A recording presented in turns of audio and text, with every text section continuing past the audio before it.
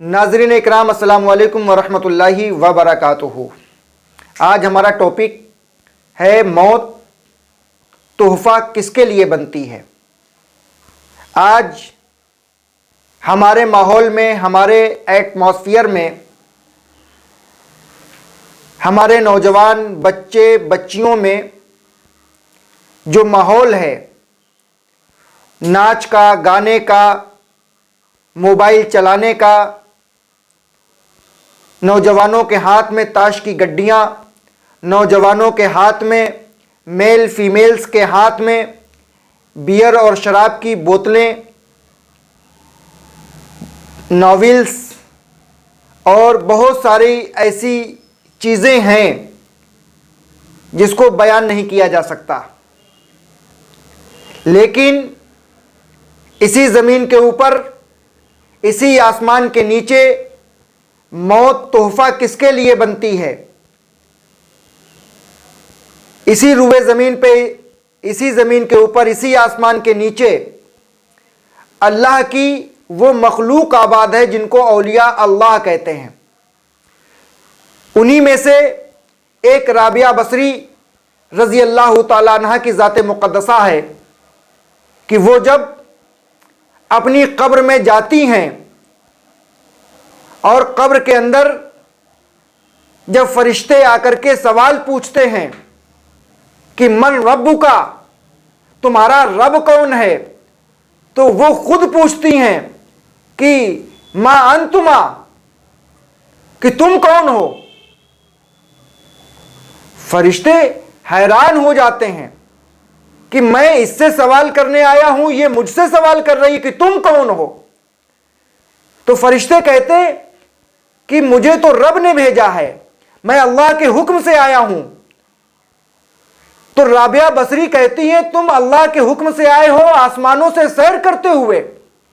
जब तुम इतना लंबा सफर करके, इतनी दूर से आके तुम जब अपने रब को ना भूले, तो मैं एक गज जमीन के अंदर आके मैं कैसे अपने रब को भूल सकती हूं। यह अंदाज़े गुफ्तगू है, यह जलाल का आलम है, ये अल्लाह के वो दोस्त हैं जिनके लिए मौत तोहफा बन जाती है। और एक और अल्लाह के मुकद्दस वली जिनका नाम सुल्तानुल आरफीन सरकार सैयद बदिउद्दीन अहमद जिंदा शाह मदार रजी अल्लाह ताला अन्हु के पीरो मुर्शिद हैं। जब आप अपनी कब्र में गए तो कब्र में जब फरिश्ते आए तो फरिश्तों ने पूछा कि मन रब्बुका, तुम्हारा रब कौन है। तो हजरत बायजीद बोस्तामी अलैहिर्रहमा फरमाते हैं कि तुम कौन हो। तो कहा कि मैं तो अल्लाह के हुक्म से आया हूं, मैं फरिश्ता हूं, और जो भी कब्र के अंदर आता है अल्लाह का हुक्म है कि उनसे सवाल और जवाब करो। तो कहा कि अगर मैंने कह दिया कि मेरा रब अल्लाह है और तुम रब के पास गए और रब ने यह फरमा दिया कि बायजीद मेरा बंदा नहीं है, तो क्या करोगे। तो कहा किसकी मानोगे। बायजीद बोस्तामी अलैहिर्रहमा फरमाते हैं तुम किसकी मानोगे। तो फरिश्ते कहते हैं मैं तो रब की मानूंगा। तो कहा कि जाओ, मैं नहीं तुमको बताता, मैं तुम्हारे किसी भी सवाल का जवाब नहीं देता, जाकर के मेरे रब से ही पूछ लो, जिसने तुम्हें भेजा है उससे जाके पूछ लो कि तुमको तुम्हारा बायजीद तुम्हारा बंदा है या नहीं है। तो गैब से आवाज आती है, अरे फरिश्तों, ये हमारा वो बंदा है जिसने अपनी पूरी जिंदगी हमारे इश्क में गुजार दी, जिसने जिंदगी का एक एक लम्हा हमारे इश्क में गुजारा है। कब्र में आया है तो ये मेरे इश्क में है, और मैदान महशर में जब ये उठेगा तो मेरे इश्क में उठेगा। ये हैं बायजीद बोस्तामी अलैहिर्रहमा। हजरत उमर फारूक आजम रजी अल्लाह ताला अन्हु रसूल अकरम सल्लल्लाहु अलैहि वसल्लम से अर्ज करते हैं, या रसूल अल्लाह सल्लल्लाहु अलैहि वसल्लम, जो अक्ल, जो शऊर, जो होश मुझे इस वक्त आपके सामने है, क्या ये मरने के बाद कब्र में ये अक्ल, ये शऊर बाकी रहेगा। इमामुल अंबिया इरशाद फरमाते हैं बेशक रहेगा। तो हजरत उमर फारूक आजम रजी अल्लाह ताला अन्हु फरमाते हैं कि फिर मैं कब्र में निपट लूंगा। जब ये होश ये बाकी रहेगा तो मैं निपट लूंगा। तो जब कब्र के अंदर हजरत उमर फारूक आजम रजी अल्लाह ताला अन्हु तशरीफ ले गए, तो जब फरिश्ते आए, कहा, पूछा कि मन रब्बु का, तुम्हारा रब कौन है? तो कहा कि मेरा रब तो अल्लाह है, लेकिन तुम ये बताओ कि तुम मेरे पास आए हो मुझसे सवाल करने के लिए, मुझसे पूछने के लिए।